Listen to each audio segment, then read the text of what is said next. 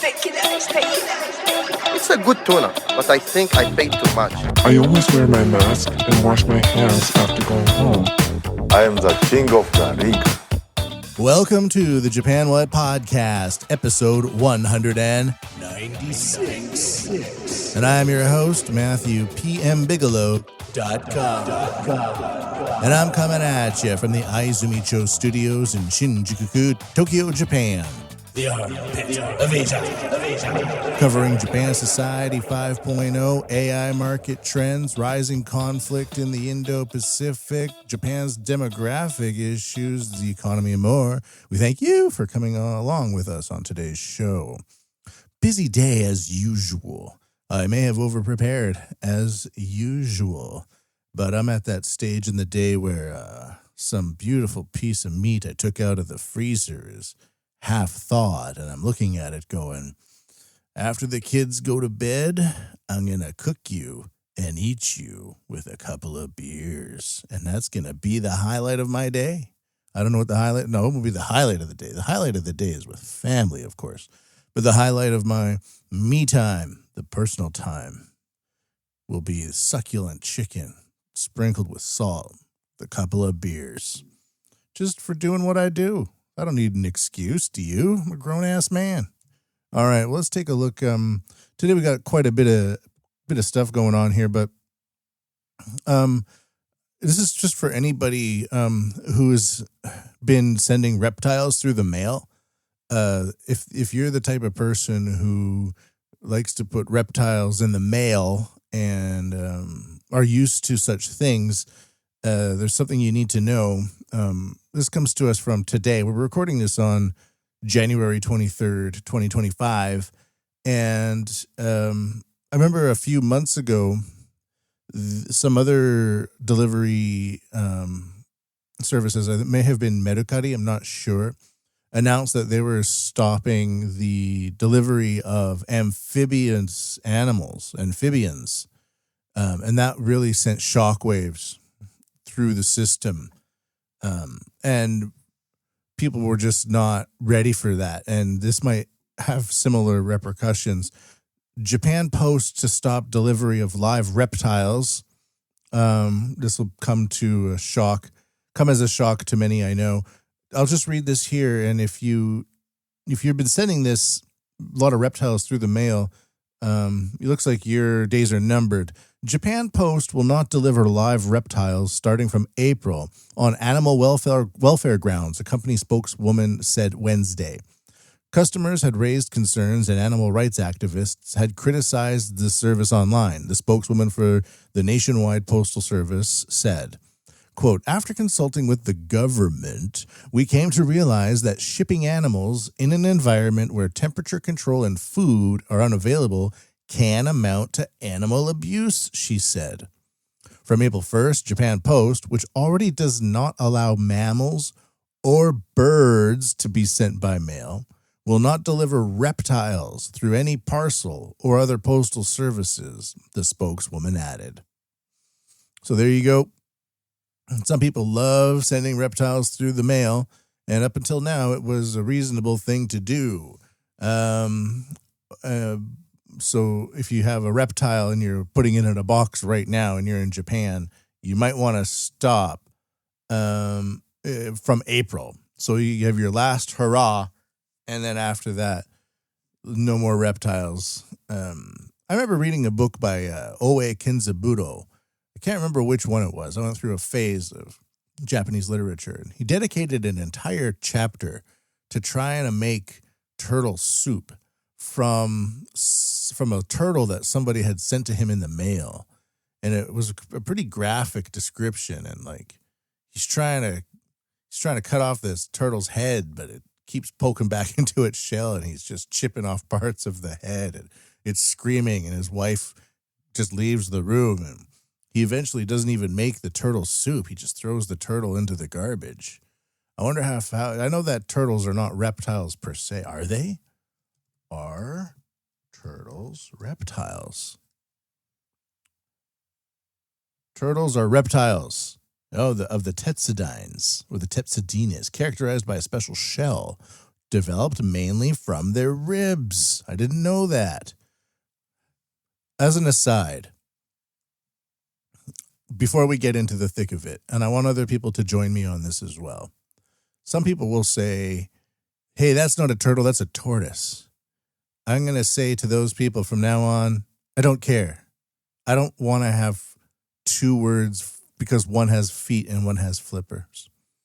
If I say it's a turtle, maybe a tortoise is more like a type of turtle, in my opinion. That's the way I see them. Crocodiles and alligators. Hey, did you know that alligators have a different snout and they're like bigger or whatever? I don't care. I don't want to know that they're the same animal to me. The exact same. Turtles, tortoise, alligators, and crocodiles. If I know somebody is like pointing at a turtle and like, hey, there's a tortoise over there, I'm not going to correct them. I'm not going to be that guy. Another person I was talking this over with totally agreed, and they said, yeah, rabbits and hares too. Yeah, sure. I mean, I'm from North America, so I kind of have a better understanding of the differentiation between a hare. A hare is like a lot bigger, a lot more aggressive and more intelligent than a rabbit. But again, why would I expect some person from Cameroon to know the difference between those things? So anyways, you can't send reptiles through the mail anymore from April in Japan.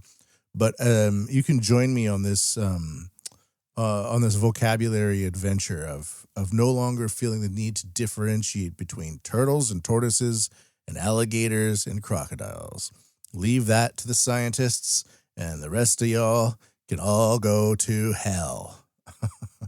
Let's take a look at the supply chain war. Well, let's bounce out of this activity here. This activity? Have I been developing lessons? Maybe I have been. Let's dump this segment.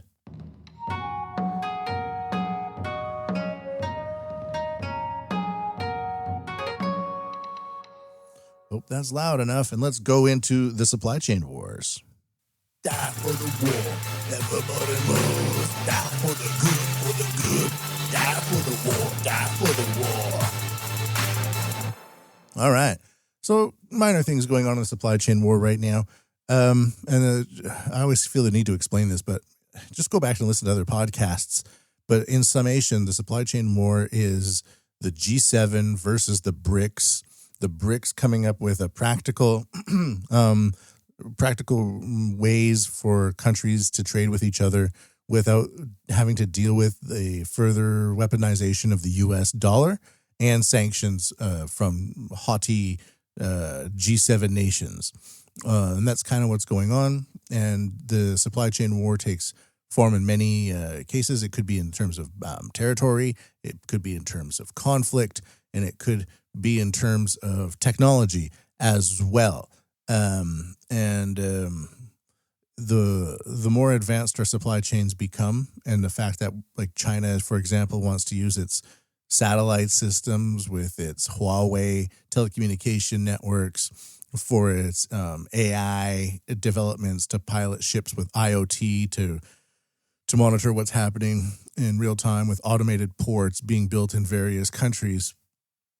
They want to have a very Sino-centric supply chain and have the involved parties probably trade through Alipay or other such payment systems in the form of a digital renminbi, therefore totally skirting the usage of the U.S. dollar. The G7 side of things tends to promote a lot of green energy, green hydrogen, and equity and things like that. And so you have some countries choosing for one thing, some countries choosing for another thing, but a lot of the G7 countries are kind of embroiled in or stymied in these like activist SDG type policies that they repeat over and over again, but don't really make any sense and don't really progress things towards any specific goal. So we have those are basically the supply chain wars. And if you look at Ukraine and Russia, that's supply chain war for oil and gas and resources. Also, Russia turning away from the G7 or being forced to and peeling off a giant chunk of Ukraine as it merges with Iran and China and all these other things. And then Palestine and Israel, the G7 BRICS kind of fall evenly there as well. So there's all these parallel systems going on at the same time. And I prefer to put things in broader umbrella-like categories because they are connected. And what I don't like about certain things about the way, like, not all the time, but frequently, like, newspapers work is you'll have like some issue-related thing, and then you turn the page and it's some business-related thing, and they're connected, but nobody really wants to connect them because it's on the business page now. We're talking about business. We're not talking about the issues connected to the business. We're just separating them because I'm a segmented man, of course. So let's just take a look here. A couple of issues for the supply chain war today. We're going to mainly focus on Japan Society 5.0, the AI umbrella. But this is coming to us again from japantoday.com from January 21st, and that's just a couple of days ago. Hold on a second here. Am I recording? Been watching a lot of Harold Balder recently. Yes, I am recording. Via Kyoto News. So a major part of the supply chain war has to do with technology and the fact that a lot of wireless services with AI capabilities are being installed all over the world. And one issue with China's systems is that we don't know how much they are monitoring and how much they are not monitoring, how much data they're separating through backdoor channels and not. And there's like a good and bad argument for this. Is like some people might say, well, I'd rather China have my information than my own government because I fear my own government more than China. And that's a valid argument. But in terms of the supply chain war, they want to have the G7 wants to maintain a G7 hegemony. But one major issue of this is that Chinese technology is so integrated into European society at this time and place. Despite all of their haughtiness, the kind of the greenification of European supply chain networks means offshoring a lot of that into China, where there's a giant blind spot. And of course, the biggest benefit of having a giant blind spot is that you can do a lot of business there. And that's precisely what Europe has done, especially with Germany. For some reason, Germany, as we know, their leadership over the past 15 years may have been a little bit more communist or authoritarian than we have led to believe. I'm not sure what's going on, but they've gone like full green, and there's this idea that like a lot of the green movement is actually a watermelon, meaning green on the outside but red in the middle. So they kind of have this communistic aspect to them where they don't want nuclear. They just want lots of virtue signaling that make people feel better but send them into poverty. And as a result of that, a lot of German's major companies like Siemens have basically imported and established a ton of Huawei Chinese technology and wireless services into their networks. I was studying this pretty heavily about 6-7 years ago when I was working in big tech. And one aspect was the train networks for Siemens were using a lot of Huawei technology, especially for monitoring of trains and wireless services and wireless sensors. So you could have like a digital twin of the train network being monitored in real time using Huawei technology.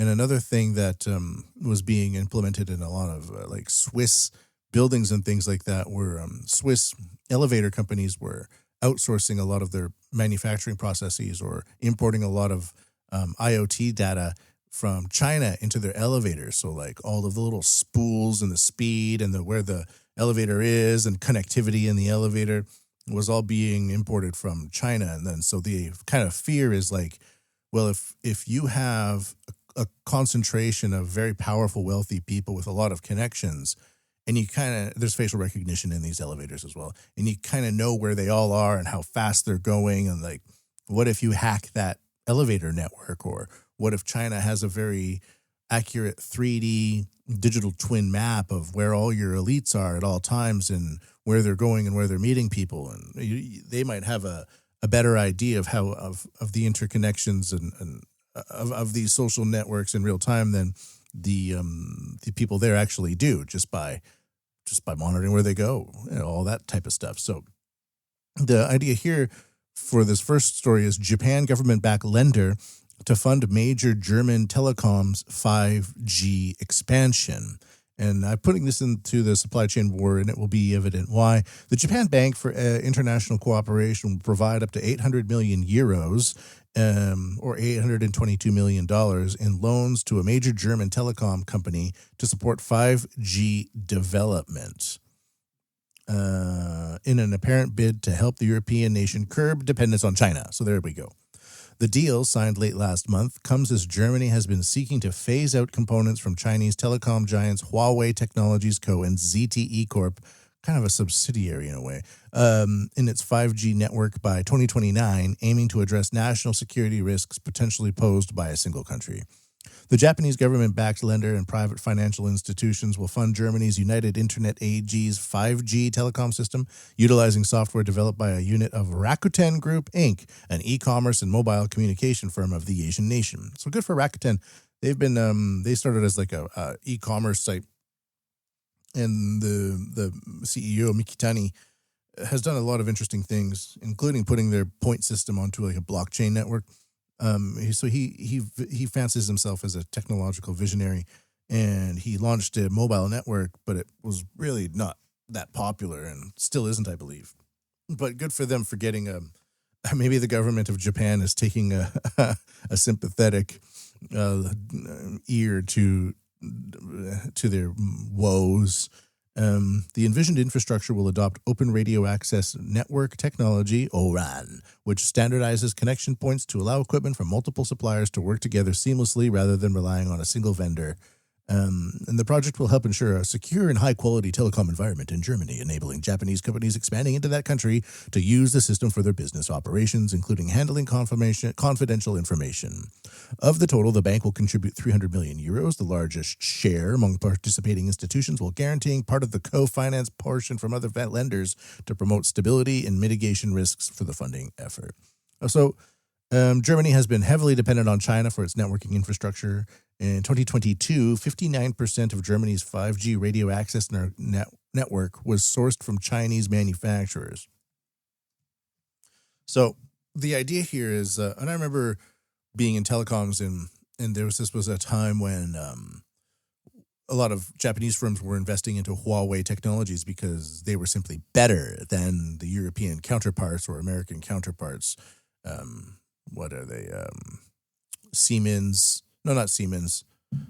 There's Nokia. What's the one from Sweden? And then there's Cisco. I can't remember the Swedish one. It's because Siemens is in my mind now. It's replaced it. And they were very, very standardized. So you couldn't actually get a lot of specified equipment from them. And Asian people love specified equipment. And Huawei was providing a lot of Japanese companies with this specified equipment, which is fine for like peripheries and things like that. But if you're putting it into the backbone of your telecom operations, what are the odds that the Chinese government would seek to exploit that as a point of entry to understand exactly what's going on in your country? And then the other aspect is, well, if you let another nation build your roads, how do you consider yourself really a sovereign nation?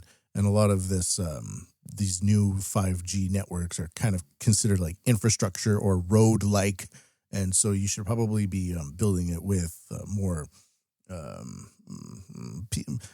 consortiums that are a little bit more like-minded than relying on something out of convenience.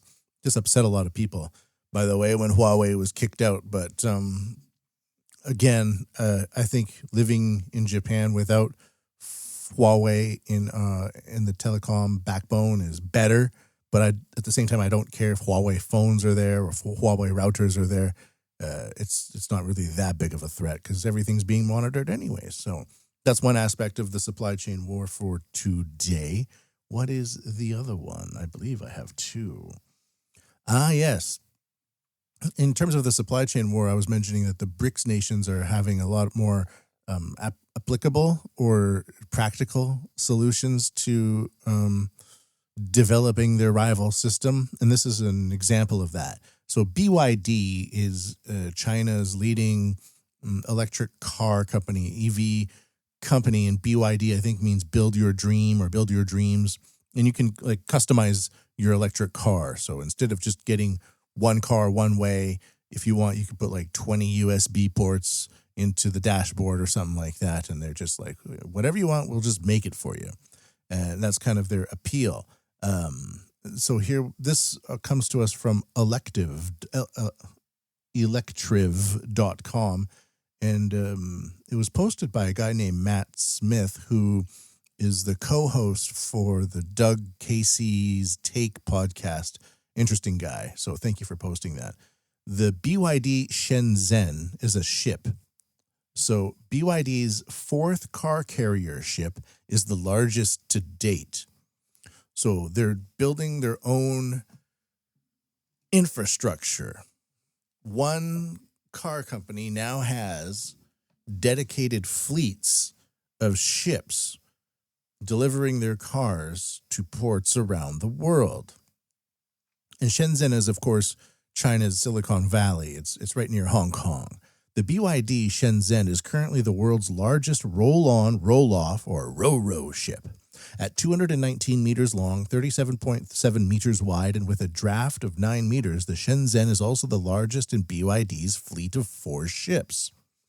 With a capacity of up to 9,200 vehicles, the Shenzhen, named after BYD's home city, is set to surpass the Hogue Aurora, the largest car transporter by capacity to date, by around 100 vehicles. BYD also claims that it is the world's most environmentally friendly car carrier, primarily thanks to its dual-fuel technology, which allows it to run on marine diesel and LNG. There will also be BYD's own batteries on board, but few details have been published. There is speculation that the stationary storage batteries will power the ship when docking or in low-emission zones to reduce fuel consumption and emissions. BYD is known for wanting to control all factors along the supply chain. The company not only builds cars, it also makes the batteries. To supply the numerous battery factories in China with raw materials, BYD also operates a lithium mine. With its own fleet of ships, BYD wants to control the export of its vehicles and not be held back by the lack of freight capacity. However, operating 8 large transport ships is considered risky as BYD's export business has not yet developed as expected. Around 10% of the 4.25 million new BYDs sold last year were outside of China. So massive inside of China, not so big outside of China. Their business model is, of course, to produce cheap cars that look good at very low prices and export them to the quote-unquote global south, I think, or South America and things like that. I'll be posting a picture of this ship at the podcast's official website at MatthewPMBigelow.com. You can go there for everything, including donations at paypal.me/JapanWUT. So that's the supply chain news for today. Yeah, you can see where things are moving. It's pretty interesting. Pretty interesting that this electric car company from China now has a fleet of ships. I wonder what's going to go on there. Die for the war. Everybody move. Die for the good. Die for the war. Die for the war. And let's move on to Japan Society 5.0. The fourth industrial revolution will enable us to create a new society. Artificial intelligence will transform the big data collected through the Internet of Things into new wisdom. Society 5.0, a technology-based, human-centered society. The fourth industrial revolution will raise our standard of living and solve various challenges we face. It will, for example, free us from the stress of driving, allowing us to safely visit anyone, anytime. We will have access to the latest medical advancements at a low cost, no matter where we are. AI and robots will enhance human ability and expand our infinite possibilities, helping us enjoy more fulfilling lives. Society 5.0, for the betterment of human lives. All right, and that, of course, is the Japanese government's little jingle that they got going on there. been covering Japan Society 5.0 for a long time now, and today's a bit of a doozy. In a way, it does connect back to the supply chain wars, because as we move forward in time and you look at the approaching horizon, it's what is less and what is more? Is it going to be more AI? Is it going to be less? Is it going to be more supply chain? Is it going to be less? Is it going to be more BRICS and more G7 or less? All this is moving, it's converging. Maybe this is the singularity the technologists are aiming for. Whatever, which one's the fastest and the easiest, that's the one that they'll take. So this one has to do with a few different things. And I have a few clips here, audio clips, and this is based on when about a month ago, the CEO of SoftBank, which is where I used to work, Masayoshi Son, one of Japan's richest men, and who I ran across once. And I was teaching his vice presidents there, who got weekly meetings with him for like 5 years. That's how long I was teaching them. I kind of know a little bit about this psychology because of the way that the company operates, and I wasn't just a cog in the wheel. I kind of had I was a fly on the wall, if you will, but nobody was ever telling me anything secret or anything like that. And even if they did, I wouldn't reveal any such details. But considering that about a month ago, Masayoshi Son went to the United States to offer Trump $100 billion investment because he won the U.S. election there. That was a big thing, and Trump said, "Why don't you do $200 billion?" And then a few like today or yesterday, Masayoshi Son was back meeting with Trump, saying, "How about $500 billion?"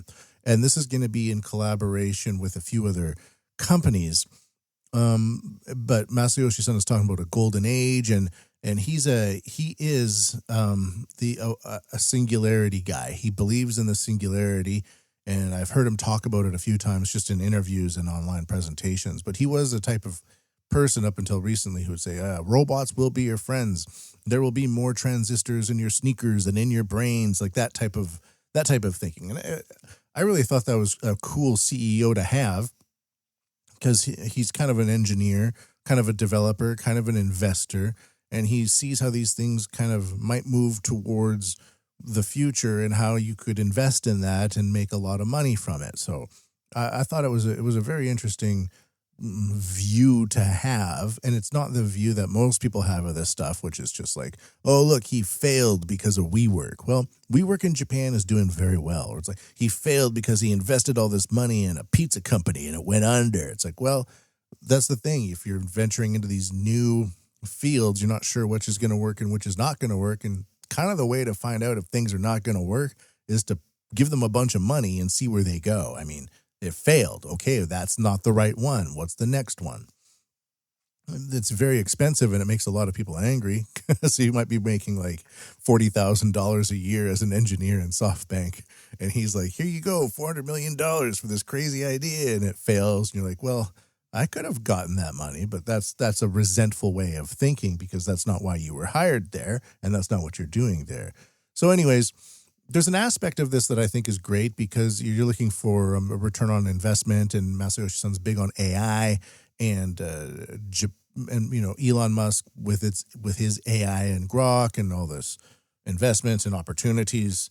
It's kind of interesting. So I have a series of 3 clips that I'm going to play today, and it has to deal with kind of what is Japan getting involved with in terms of this type of investment into a new administration that has really yet to find its ground and to see where it's actually going to be running. So let's just take a look here at this first clip that I have.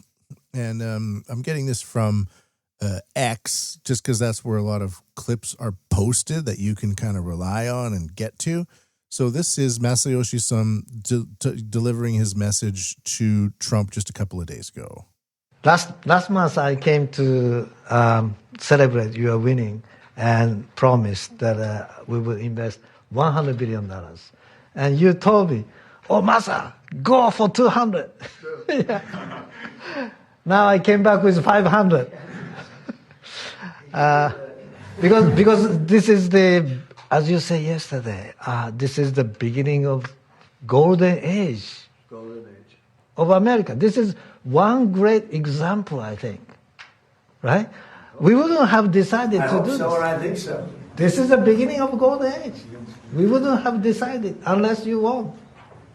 And yesterday we agreed, we signed to make this happen. It's great. Because of this day. Very nice. So we would make this happen. We would immediately start deploying $100 billion with the goal of making $500 billion within next 4 years, within your term. Yeah. Right? All right, so that's Mr. Sohn being very optimistic and being very excited about his $500 billion pledge into Trump. And I'm not going to make this pro-Trump or anti-Trump or I'm not going to go that route. I'm just kind of trying to follow the facts and stay on the money. That's why I analyze AI market specifically, because you don't get into you can avoid getting sucked into the black holes of ideological frameworks. So that's what I'm doing here. So that's the idea, and it moves on from there. So what are these investments going to entail? What are going to be some of the adjoining factors to this thing? Well, in another post on X, this is OpenAI chief saying something about the idea of artificial superintelligence. Now, apparently SoftBank is into OpenAI, and Sam Altman-Fried is the guy from the Silicon Valley Bank, into the OpenAI ChatGPT infrastructure. And they also want to be investing into other things. And this clip here is also going to connect it later into the segment about Japanese aspects of this trajectory. So this one is about maybe some of the reasons why they're pledging $500 billion is because of the aspects of this. So this clip here is OpenAI's chief product officer, which is ChatGPT as well, says ASI could be less than 2 years away. And this is kind of an interview with a floozy reporter type from America. I'm not going to play most of it, but I'm going to play about half of it. It's just going to cut in here, but it should be okay. AI will be better at everything or most things than a human. Is that OpenAI stance? Is that what you're seeing in the labs? And second part of that question, what are you excited about that? And what should we all just, sort of be fearful and go head to the Davos bunker for? Yeah, it's hard to put a date on it, right? This is research, and that's one thing that is different about working at a place like OpenAI or Anthropic, that relative to every other place I've worked, is we literally have hundreds of people at the company doing research to try and uncover things that humans have never known before. It's literally research, academic style in many ways, and so it's hard to put a timeline on things. At the same time, I mean, I was talking earlier about going from the millionth best coder to the 1,000th best coder to the 175th best coder in 3 to 4 months.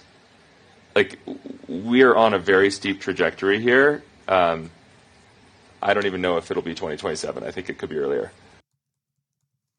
So that is the statement there. And the reason I wanted to focus on that statement was because he said AI went from the millionth best coder to the 1,000th best coder to the 175th best coder in 3 to 4 months.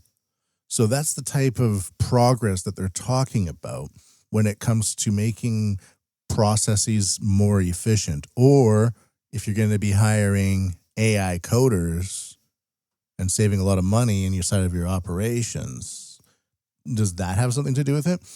So this ties in loosely to the next comment as well.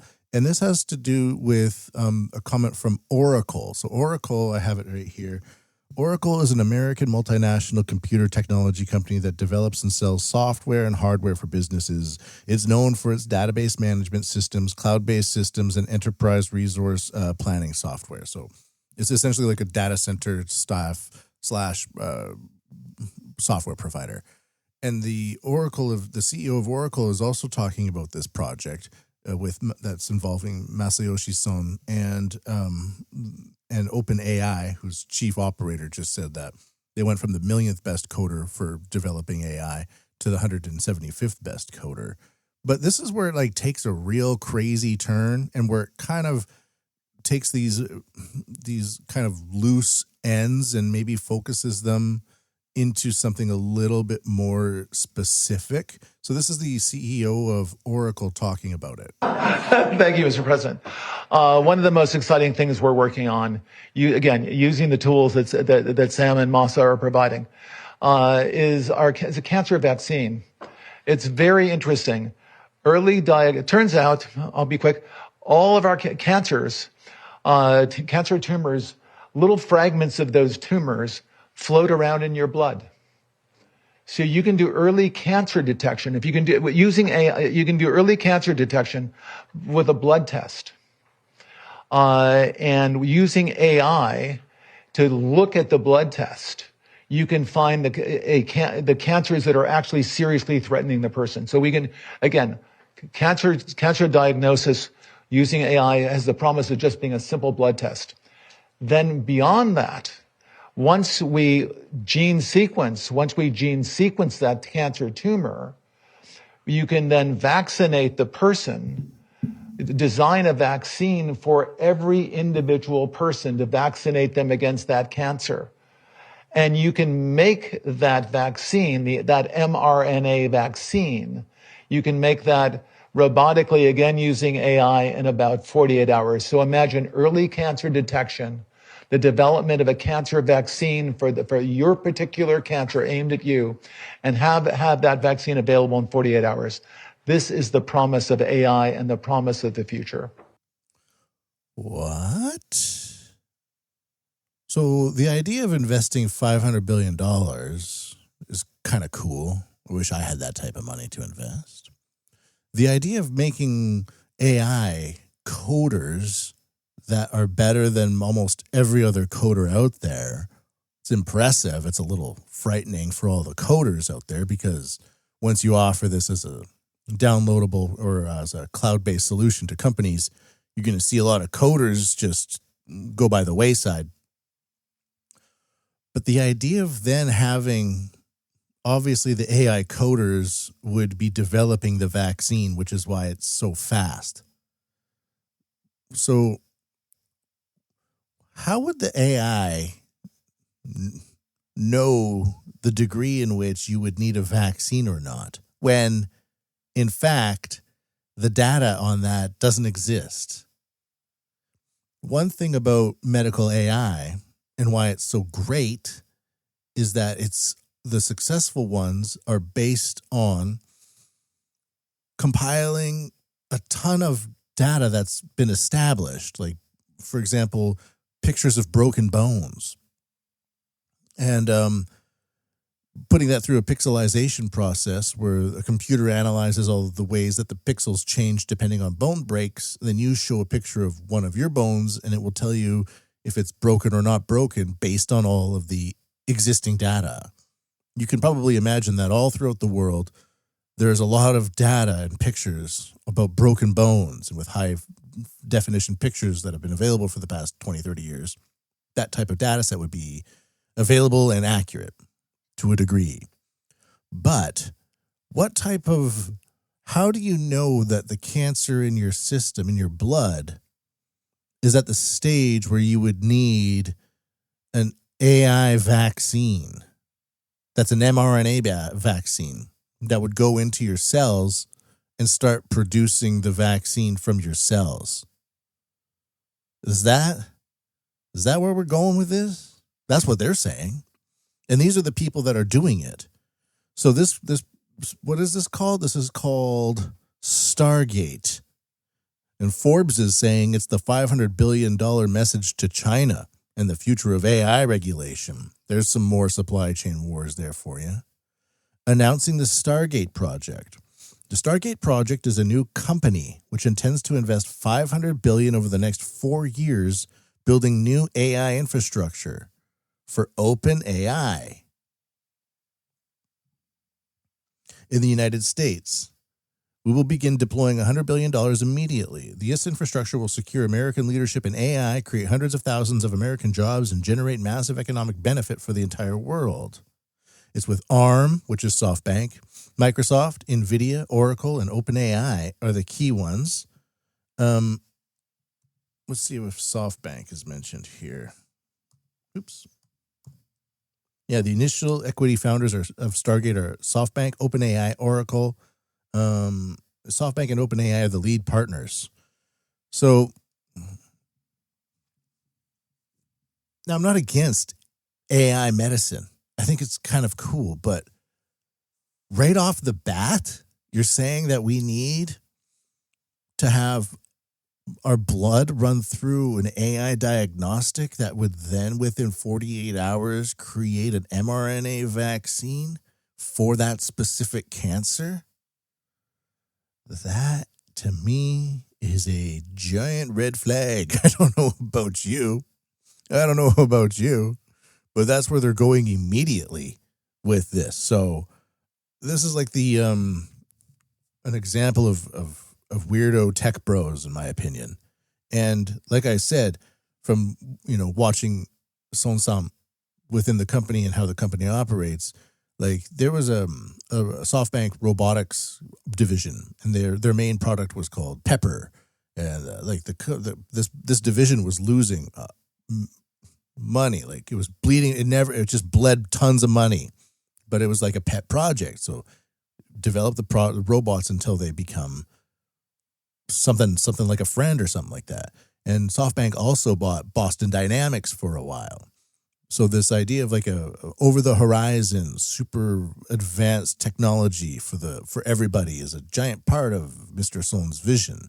And I agree with most of it.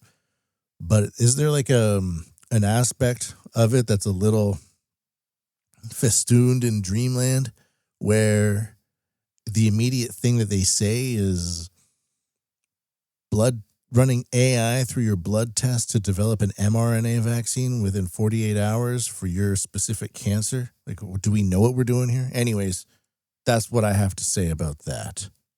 I don't know what else to say. I'll say this. Here we go.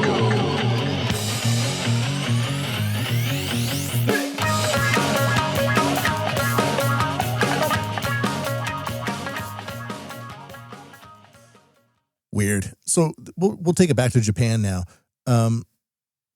With more medical AI. AI helps identify appendicitis early in emergency departments. So I'm just including this here as a way to say, like, this sounds good. Acute abdominal conditions account for 5 to 10% of all emergency department visits, and acute appendicitis is one of the most frequently encountered diseases. A Dutch research team published the results of a machine learning model for early identification of appendicitis in acute abdominal cases in the World Journal of Emergency Surgery. And it says log in to read the full details. We're not going to do that, but again, this sounds fine to me. Why wouldn't it? And another one, go away ads. AI questions patients before their appointment. Kurobe Municipal Hospital to introduce AI medical interview system to first public hospital in prefecture with hopes of improving accuracy compared to conventional systems. Why not? This is a way of gathering preliminary data and streamlining systems within a hospital. I don't know if you know, but the hospitals have a lot of waste going on inside of them, like wasted time. One example is people asking medical professionals for directions, where hospitals are very complex places, and it's unless you work in them, you don't really know where anything is. And you oftentimes you have to go to like an elevator and take it over here and go across here and then take a left and then check in here and then you wait over here. So a lot of medical professionals were like spending 20 to 30% of their time between doors giving directions to everybody. So hospitals are mitigating those waste factors as well.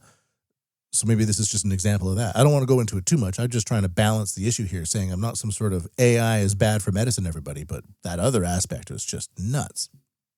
Moving on, supercomputer ABCI 3.0 to open new doors for AI research.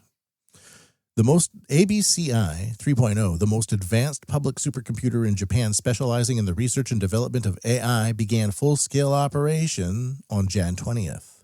The supercomputer was installed at the National Institute of Advanced Industrial Science and Technology, AIST, Kashiwa campus in Chiba Prefecture, and shown to the media on the same day. The government invested about $232 million, or 36 billion yen, into the supercomputer, which is equipped with a large number of GPUs, semiconductors, that can speed up AI calculations. It has the greatest computing capacity of any public supercomputer in the nation and will be used by universities, research institutes, and startups. Quote, we hope that not only major U.S. companies will take on the challenge of advanced AI, but that Japanese companies and universities can do so too by utilizing ABCI 3.0, said Hirotaka Ogawa, who is responsible for operations. The device is 21 meters long, 19 meters wide, and 6 meters tall, not your average computer. It can perform 6.2 quintillion computations per second using AI calculation methods. It is said to have about 3 times the AI calculation performance of supercomputer Fugaku, which was developed by the Riken Research Institute. We're going to stop it there. And by the way, Fugaku, which was, I think, released in 2020, at the time was the world's most powerful supercomputer. And this one is 3 times that. And there's an app that I use, a weather app, called Amaguro, I think, and it connects to the Fugaku supercomputer. And this is a weather app that has a 3D model of the weather in the Tokyo area, and it has how much water is in clouds and which parts of clouds have more water than others, and it monitors how much rain is coming down on the ground in real time. And I use it because it gives me very accurate weather predictions for like the next 20, 25 minutes. Because, like you put into your weather app or Google search or whatever it is, Tokyo weather or whatever you are weather. And it says raining, but 20% chance. You're like, well, I don't know what that means. But this app will tell you where it's raining in your city using real-time data with very easy to understand mapping and density and things like that. And you can actually take you zoom in into the density of the clouds and it'll tell you how much it's raining and where, and it's pretty awesome. And it doesn't try to do like 5 hours of exact calculations. It'll give you a rough estimate, but it does a precise 15 to 20 minute guess based on one of the world's most powerful supercomputers. And it works very well. It's pretty good. I recommend it. Amaguro, I think it is. So this next article comes back to what we were talking about earlier with the idea of AI companies making AI coders go from the millionth best coder in the world to the 175th best coder in the world, according to them, only in a matter of months. And this is happening in Japan too, and it's called AI agents. And I've covered this before, but this is going to be an aspect that's going to wipe a lot of jobs really quick.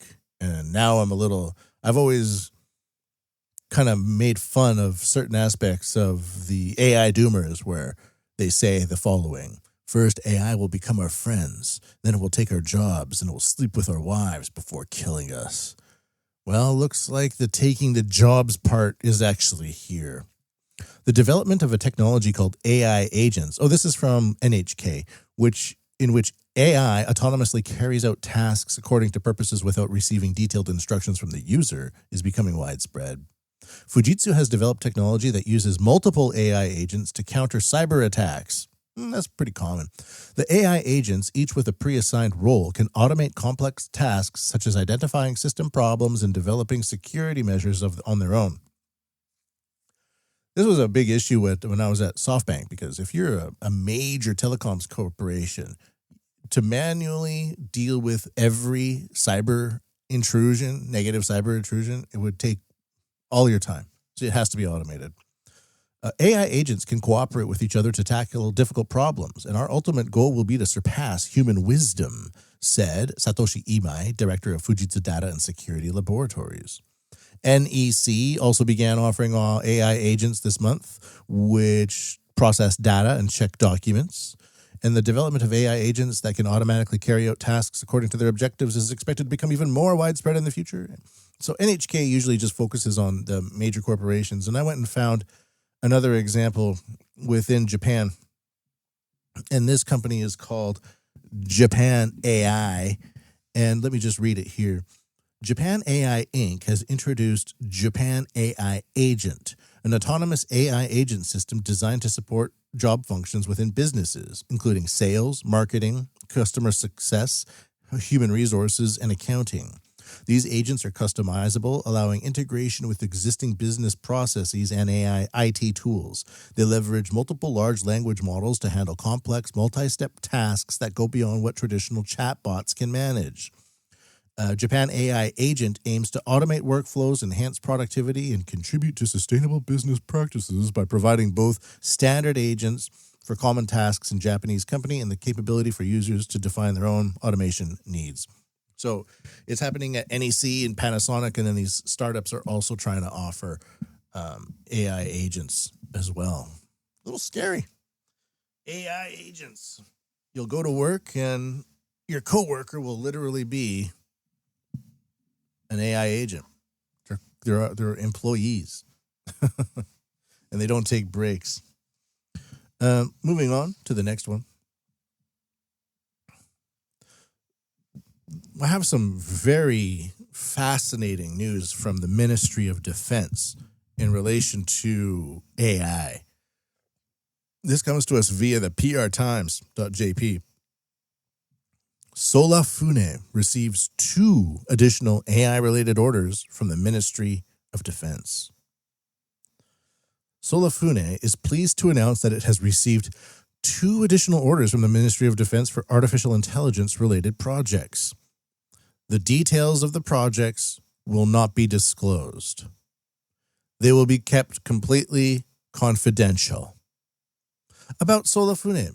Solafune is a startup company that develops and provides satellite data analysis technology with the goal of analyzing all events that occur on Earth, with the mission of hack the planet.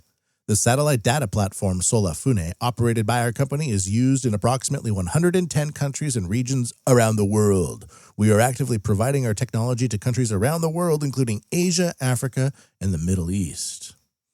So this company that wants to hack the world is now cooperating more so than before with the Ministry of Defense with no information provided. Let's see if Grok knows. I'm going to do this live time. What is Solafune doing with Japan's Ministry of Defense? Let's see if it gives me anything. Oftentimes it won't.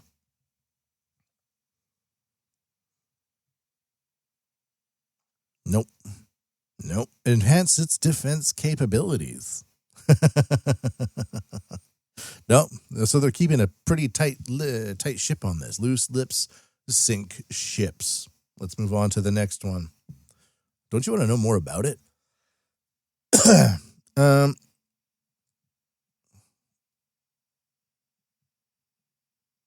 Next, Panasonic conducts demonstration experiment in Tokoname City, Aichi Prefecture, that enables travel and shopping with facial recognition. So we're going to do a bit of facial recognition here. This is going to happen from January 27th to February 28th, 2025, with like promoting things like living, work, and tourism with one biometric information, your face. The experiment aims to implement an advanced biometric authentication platform that will eliminate the complexity of both service users and providers associated with the use of facial recognition technology by building a face information platform shared throughout the entire living area and linking the system with the facial recognition infrastructure of multiple businesses. The experiment will be carried out under the contract from Aichi Prefecture as part of the Aichi Digital Island Project. The name of the demonstration experiment is Tokoname City Connected by Smiles. Let's play, buy, and experience with facial recognition! 2 exclamation points. The facial recognition project will be used in a variety of use cases, such as payments at the airport, hotel front desk, restaurants, bars, and shops, entry and exit of external businesses, payments at the INAX Live Museum, stamp rallies, and payments for electric kick scooter rentals. In many of the cases of area revitalization initiatives using facial recognition implemented in Japan so far, systems were built and their effectiveness was verified for specific purposes such as tourism and travel, and cross-sectional use that covers the entire living area such as living, work, and tourism was not considered. Therefore, if the use of facial recognition increases in various services provided in each area in the future, it is expected that users will have to register facial recognition for each service, which will be cumbersome. And service providers such as local governments and companies will have to develop and implement facial recognition infrastructure separately, which is a challenge in improving convenience throughout the entire living area. By building a facial recognition platform, seamless system integration with different facial recognition infrastructures for each service will be realized. By linking different facial recognition infrastructures and systems for each service, such as tourism and travel, users will be able to use various services with a single facial recognition account, I guess it should be. It's translated from Japanese. The burden of developing and implementing facial recognition infrastructure separately for services providers such as companies will also be reduced. Users will register in advance on a dedicated website using their smartphones and register their face information and personal information required for each service they wish to experience. For example, in the case of facial recognition payment, credit card information will also be registered. The payment is made using the facial recognition service KPass Cloud, KPAS Cloud, and is completed with two-factor authentication consisting of facial recognition and entering a PIN code. In anticipation of the Asian Games to be held in 2026, Aichi Prefecture has positioned the Chuju Central Air International Airport Island, which will serve as a gateway for overseas and the surrounding area, as an open innovation field for innovative businesses and services. Okay, I'm going to stop it there. Not a bad idea, to be honest. I'd like to use more facial recognition services for things like renting stuff, going through gates, always providing your ticket. Where's my ticket? Where's my ticket? Sometimes maybe using the face is not a bad idea, especially for like when you're going into a zone. Like if it's like a place, I don't like Disneyland, but if it's a place like Disneyland, why not just enter using your face, pay using your face, and if you have a bunch of kids with you, you can see where they're going by having access to updates of their face captured on various facial recognition cameras, and you can see where they've been and make little maps of where they are. If they get lost, you know where they go. All that stuff. Not too against it, to be honest with you. Shopping centers might be a good idea, or markets as well for small business owners. A lot of people wandering around, maybe they might not want to spend like a large note at a small shop, fearing that they don't have enough change.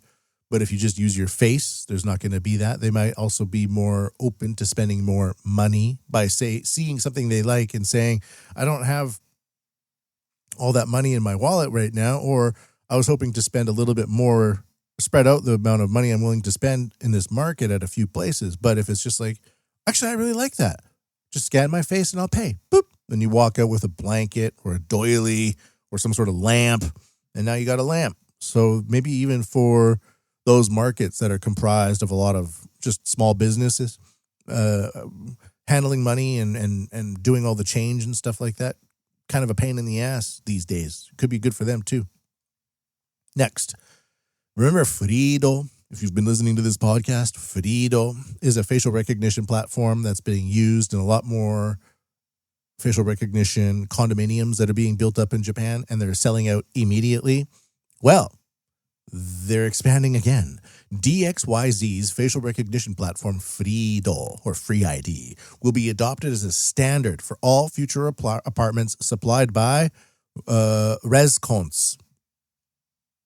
And of course, the other one was Kravetsia or something like that. So because they are a provider of this technology and a platform provider, they don't need to just stick to one company. So they can input their services into a lot more new buildings. And let's just say you see one facial recognition complex go up and it immediately sells out, and you're a developer, you might be saying to yourself, we can't let this go. We need it as well, but we don't want to develop it. So let's just use Freed. It's working for them. Could work for us. So DXYZ gets to double dip. I wonder if there are investment possibility, but this is not financial advice. DXYZ has developed and provides a facial recognition platform called Frido, which can be linked with various facial recognition AIs by simply registering your face once on a smartphone app. You can link directly.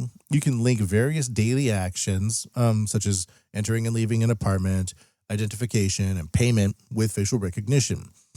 Our Frido apartment solution for apartment complexes allows us to offer the first all-face recognition apartment complex in Japan where no keys are required at all from shared areas such as the entrance and elevators to each private area, making it possible to live with just your face. As the end of December 2024, the number of buildings where Frido has been installed is 154. I think that's fine. So I've covered this a lot before. I just thought it was interesting that the platform is expanding into other developers or other buildings made by other companies. And now another one that's kind of similar is I found this other one called Triple Eyes.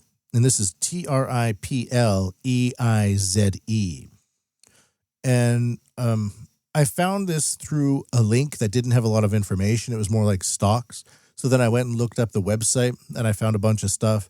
And so I put this like investment website mixed with a bunch of copied and pasted material that had been translated into Grok. Then I got Grok to make the summary.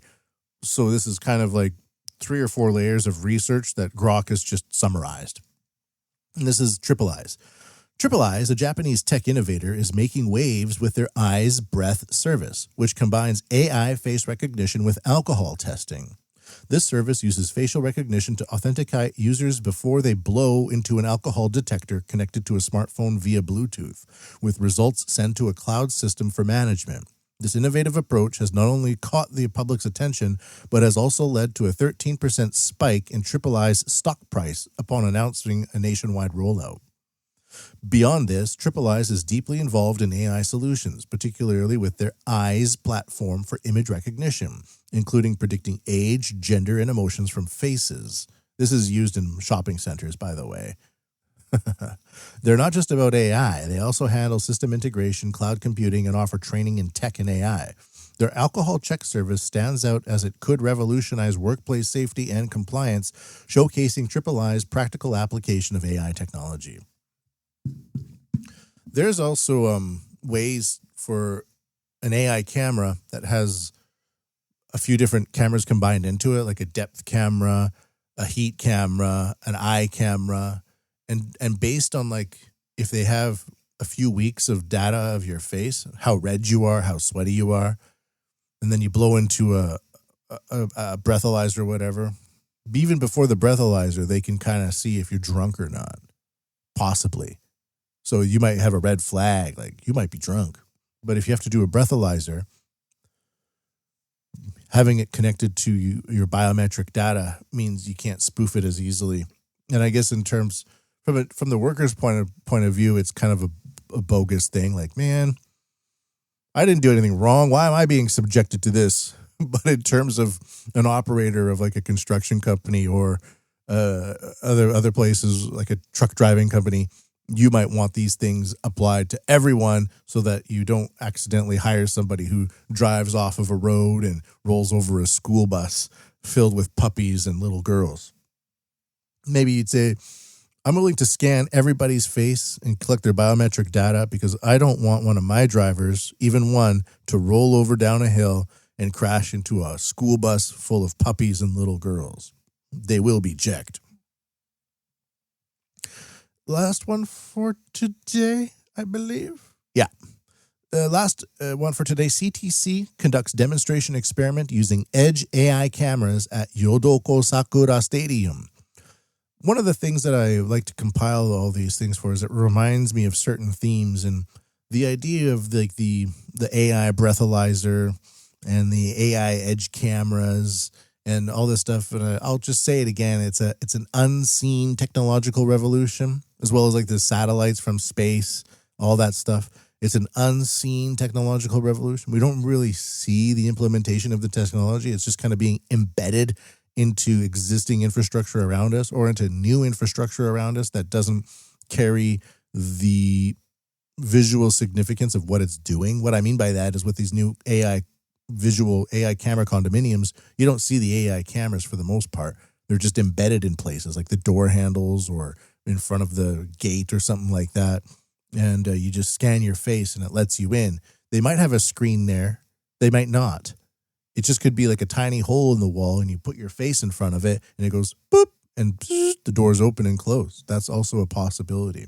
It depends on the developer and the type of marketing that they're doing. So Itochu Techno Solutions Corporation will begin a demonstration experiment using Edge AI cameras at Yodoko Sakura Stadium. The Edge AI camera's AI cast will be installed at the entrance gates of the stadium to collect and analyze visitor numbers and attribute information in real time. This will allow the company to visualize and improve operational issues and consider measures that will lead to new customer experiences. One aspect of this might be like, if you're like a stadium operator, you have all these gates that are open. And let's just say you have like one gate, for example, that gets really clogged up with people. Well, you might be able to like open a gate near there and have staff direct people into the other gate. They'd be able to funnel people into a place that has less chance of crowding or disruptions, and even funnel people into like areas with shops that aren't being visited and stuff like that. In a stadium, that's very important.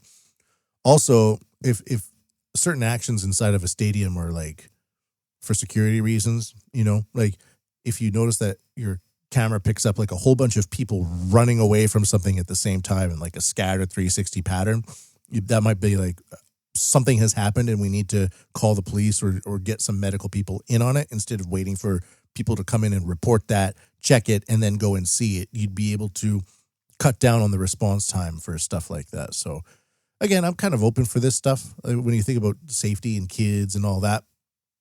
And at least what I like most about it is you go to the stadium, it's there. You leave the stadium, it's gone. It doesn't follow you home if you don't want it to. Hopefully, that's the idea here. I hope, anyways. And that's that. So that's going to be Japan Society 5.0 for today. Kind of a bevy of topics and looking at how Japan, through its business ventures, is leading into some interesting roads into the Americas. And I'm not exactly sure about ChatGPT. What's the name of the ChatGPT guy? Sam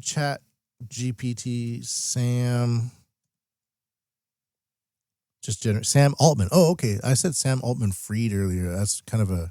Anyways, his name is Sam Altman. Just with their tie-ups with Microsoft and going from a nonprofit where they collected all the data to a profit, is that copyright infringement? Because we've collected all the data as a not-profit, but now we're going to change to a profit and kind of resell that data with the whole connection with Microsoft. Kind of a dodgy venture. And then Oracle saying that they're going to make AI vaccines with mRNA technology within 48 hours based on your blood test. That is obviously going to be run through an AI system. And the AI system will have an AI coder that will code the vaccine.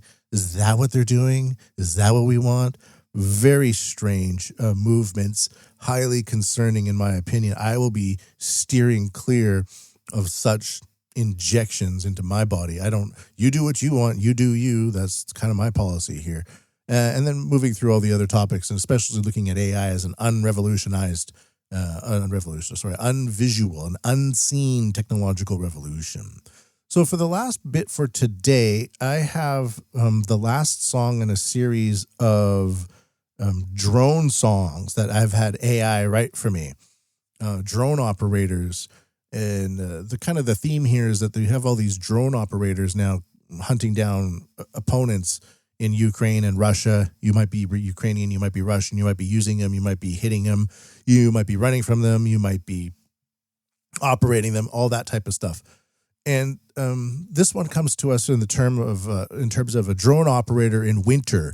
And so you're kind of flying a drone over these like windswept and snowy plains of Central Europe, of Eastern Europe, looking for enemies. But you didn't really like the perspective here is that this drone operator started out as a hobbyist and was kind of recruited into this position and they don't really like it, but they're also not really sure if AI should be doing it as well, because they know just with the way that things are going is that AI you'll be able to input facial recognition, send these drones out and look for enemies based on some sort of hacked registry of medical data from a military outpost somewhere, and hunt them down and murder them wherever you can. And so this person is kind of flying around murdering people, unsure if AI should do the job or not. And I like this song a lot because it's a pretty song. And a lot of the times, like, AI music is very goofy or silly, or it's like a partial reminiscent of something. But this sounds like something that could be on the radio. Like, you'd be walking through somebody's house and this song would be in the background and it would be like, oh, this person likes easy listening music. So this isn't really my style of music, but in terms of form and the performance of the vocals and like the build and everything like that, I thought this song really knocked it out of the park. So this is Drone Operator Winter.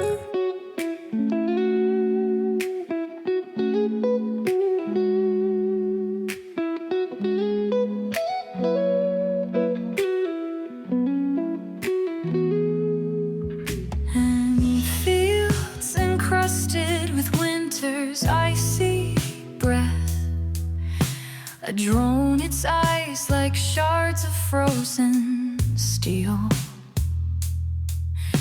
surges through the frigid air, its master's hands.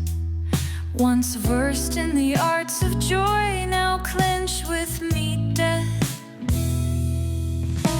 The drone's blades carve the silence, a cacophony that echoes as terror through the frostbit veils. Each weir a dirge, a harbinger of doom, unveiling death beneath the snow's pale veil. He knows the dread is mechanical wing instills an ominous shadow over those who hear. Yet within this grim ballet, the thrill persists, a macabre dance of skill against the fear. But in his quiet heart, a darker thought festers, of AI usurping his human touch, rendered obsolete. Once sovereign of the sky for mere delight, his fingers now dance death's ballet from above. In landscapes where the silence of snow reigns, he wrestles with the paradox of his love.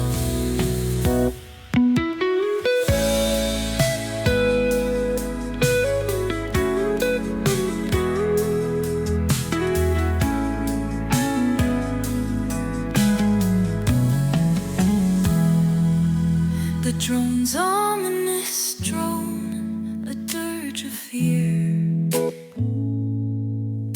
To those below, a spectral knell of strife. He feels the weight of each life he steers, a pilot unwittingly of life sent night. The challenge, a spark in his weary eyes. Yet this was not the role he had foreseen. A warrior now by circumstance, not choice. His soul wearied by this grim, unasked machine. Yet beneath the thrill, a deeper dread creeps in, that soon an age